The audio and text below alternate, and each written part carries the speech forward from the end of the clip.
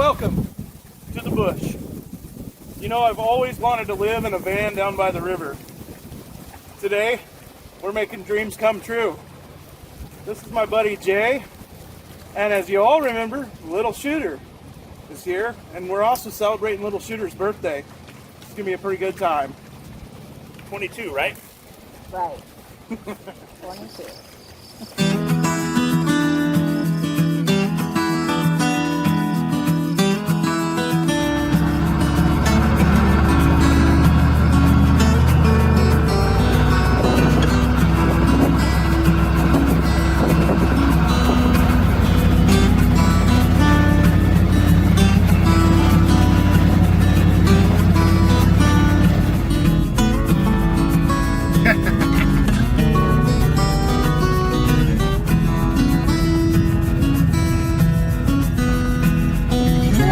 I'm good, ain't I?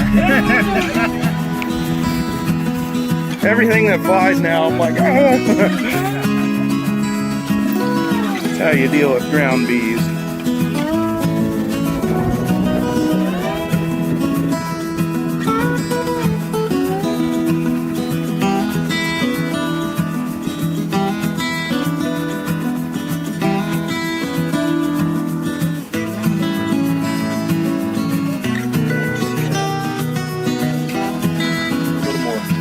About my information before I do it.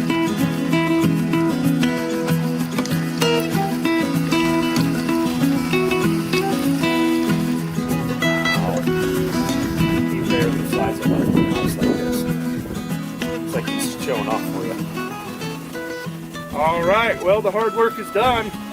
You know what that means? It's step 2 time. This is a special step 2, though. Thanks for bringing me a Yingling. Cheers. Cheers to that.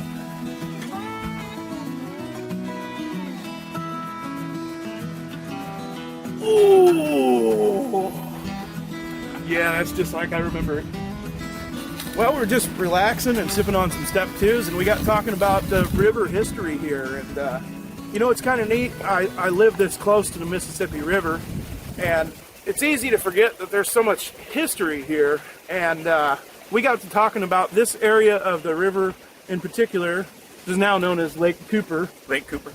Created by the Kilcutt Dam, number 19, right? Lock number 19. And so before that, there was a series of rapids here. They called the Des Moines Rapids, and it was hard for big ships to pass through the rapids, and so they used to offload onto trains. And you were talking about mules and stuff. Yeah, they had a canal wall that they had established, and they actually would use mules on the top of the wall and pull the loaded barges up that canal wall. That would have been the fastest water of the rapids, so they had to use mules in order to drag the loads through them. Wow. Yeah. And so the rapids started, you were just saying, up the river here? Yeah, we're currently sitting at mile marker 364, and the Des Moines River Rapids were essentially from mile marker 360 all the way to mile marker 372. So 12 miles of rapids, with the largest fall being right at the Keokuk Lock and Dam facility now. And so the rapids then stopped just south of Keokuk then? Correct. Yep. Okay. And about where? Real close to the mouth of the Des Moines River. Okay. Okay. That's very interesting. Yeah, so there was a time through history before the dam was here that this was a lot more exposed, to say the least, right? Yes, in the width of the river, we're 1 mile from where we're sitting to the Illinois shoreline. But in the days of the canal, I think the river was only about 400 yards wide. Now, couple questions I have for you. You're talking about the mile markers. Did they start at the headwaters in Minnesota and go down river? Correct. So they just do it one way. They do it from the north to the south, mile markers? Starting at the north with mile markers. Are there actual physical markers at the mile points? No, there aren't. There are some, like the Lock and Dam has its mile marker established on it. Okay. But there aren't other there's markers. Not one every mile then? No. Okay. Without a Quimby River guide, you wouldn't really know what mile marker you were at most of the time. Okay. Other thing is, wasn't there part of Montrose, the town that is underwater now, that was you know, back before they dammed up the river in Kilcook, wasn't there, like, there was the button factory? You find those shells all the time. With the punch holes in them. Yeah. Yep. Yeah, and there was a button factory in Burlington, and they would punch as many buttons from the shells as they could, and then of course they'd return that carcass right back to the river. Right. Which is why we still find them today. Yeah, I mean, they're easy to find. They're all over the place. You probably had them wash up here. Oh yeah, yeah. If you look enough, you will find them. Yeah. So the river, the edge of the river, which we're sitting at, the bank is 6 feet in front of us right now. But before the establishment in 1913 of the powerhouse and the lock and dam, the edge of the river would have been 150 to 200 yards out in front of us. Okay. So all this ground was exposed then, and then of course when they Yeah. built that and backed up the river, it of course widened exponentially. Yeah. And with the theory that you have a power facility, hydroelectric facility, to generate water, so you want to back the water up as much as you can.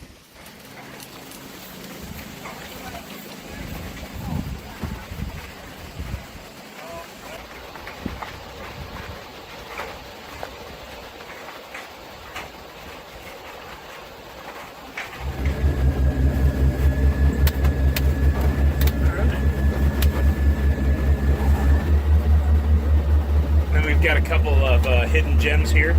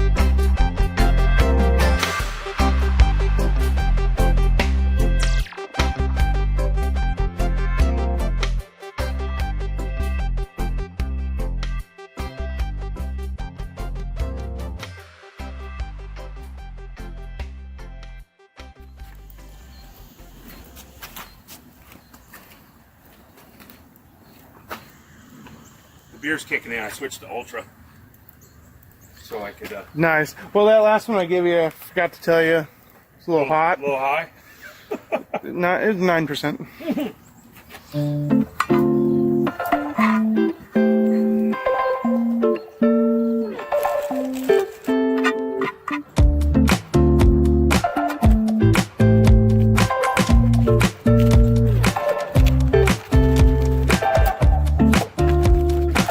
Oh, there's 2 in there. Wow.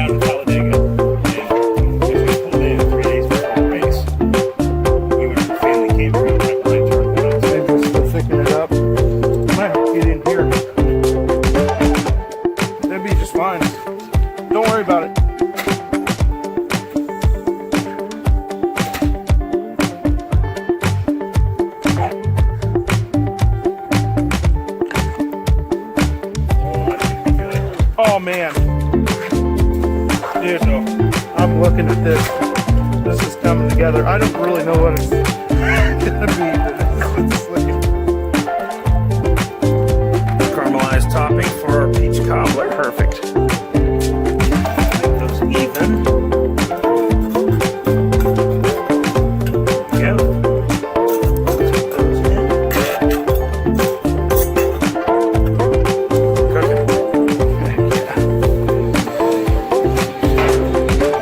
Some vegetable soup here that I made from vegetables from my garden, and this is how you finish it off. Tab of butter, a couple splashes of white wine vinegar, or you can use balsamic vinegar, or red wine vinegar, whichever suits your pleasure.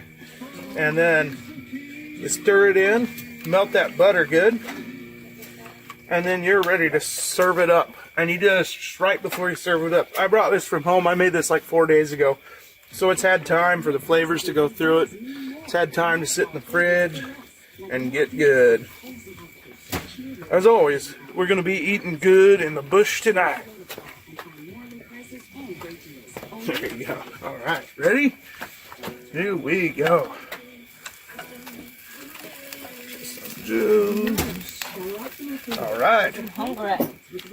And there's crackers at the end of the table there if you want some. Next.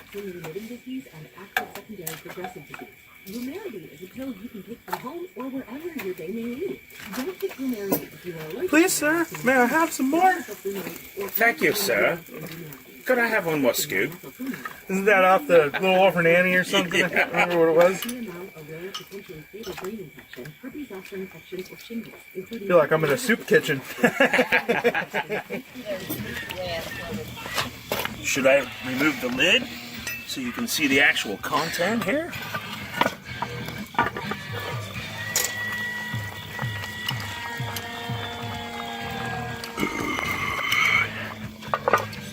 Peach cobbler, just starting to boil, coming to temperature.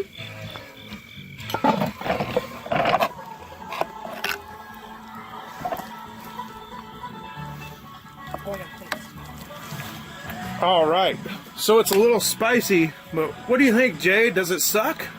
It does not suck. It is fantastic. It's a recipe worth keeping, he says. 100%. But this corn, they provided the corn. I'd say we're eating good in the bush tonight. Not going to bed hungry tonight. I'll take a slice. Caramelized. Perfection. Thank you, sir. I wonder if I shouldn't have put more. Oh no, you're not going away with a little bit. You're going away with a lot. I am the one that requested peach cobbler. I go away I used to drop my silverware and be like, I gotta go get clean silverware. Now I'm like, Oh yeah. Wiping on my pants. it's like I don't get to, like I don't care. There is no germ Used bacteria to. phobia with me. Yeah. Like literally when you're in the bush and you're done eating, you literally wipe your fork off with your handkerchief. Oh yeah.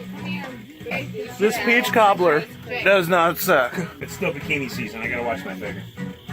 Well, he's stuffing his face with peach cobbler. Yeah. I won't say how many beers he's had. Yeah. Yeah. Not very many. I mean, he's watching his figure. I'm Yeah. sure. Right.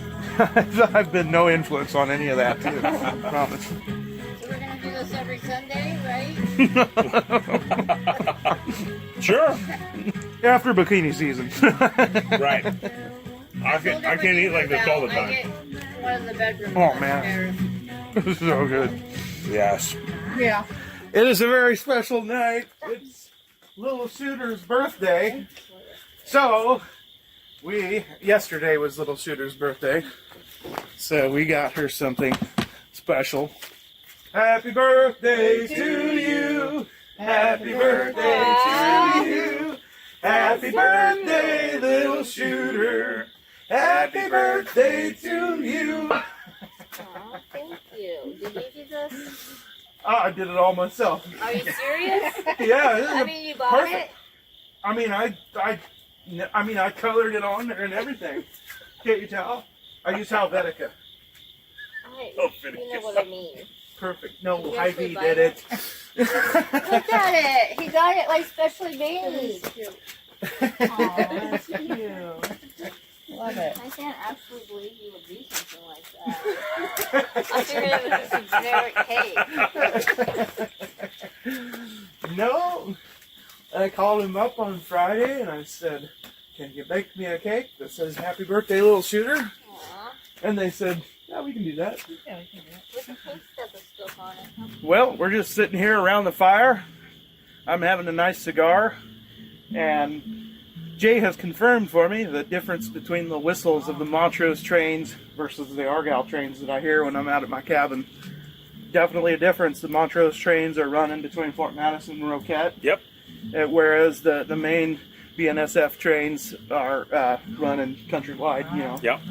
So pretty Cross-country cool. routes. A little bit different a whistle, but you can hear in my Thanksgiving weekend at the cabin episode, you can hear the trains from Montrose clearly.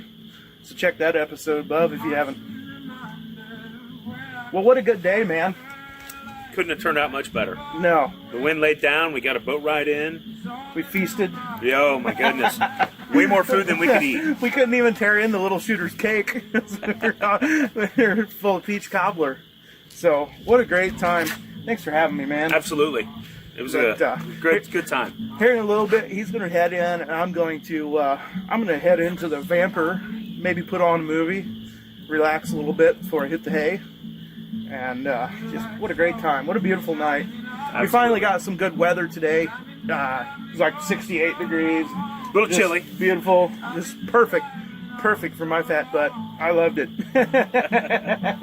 So I'm excited about the fall to come. I got a lot of projects going on. So who knows how much I'm going to get done, but I'm going to enjoy it. That's for sure.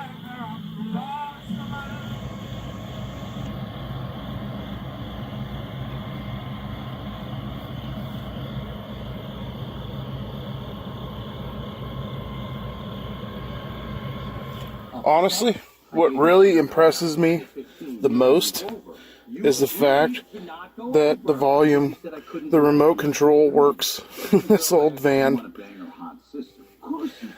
This is cool.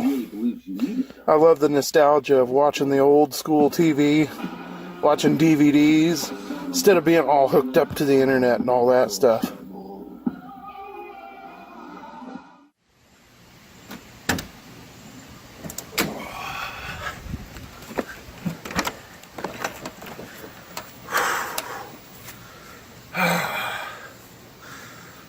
Good morning from a van down by the river.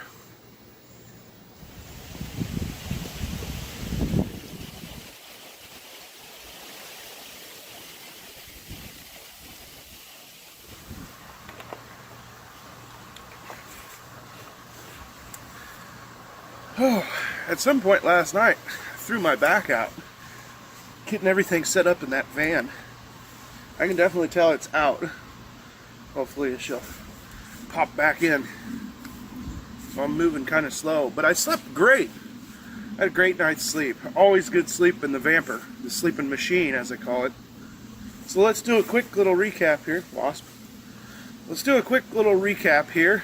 My buddy has a place by the river. He's got his own boat dock, boat, sea-doo, all kinds of toys. He's got his own fire pit out back on his deck. So we utilized that. I've always wanted to live in a van down by the river. Mind you, not permanently maybe, but this worked out pretty good. We found a nice flat spot here next to the river for me to set up the Vamper and live in a van down by the river. Thanks everybody for watching. This was a simple, fun episode. Cool weather's coming. The bugs will start slowing down in October, and that means it'll be back into the real bush and back into doing some bushcraft type videos. I'm really excited and looking forward to those. And that means it'll be back doing some projects and such at the cabin and other places. So keep watching these videos, because as the series progresses, you see more and more happening. We were just talking about that the other day. The fact that, like, you know, if you watch through the whole series, you can see me build the cabin. You can see it's all in order. So that's what makes it makes it cool. It's all documenting my progress. So anyway, enough blabbering. Thanks all so much for watching. And as always, we'll see you next time in the bush.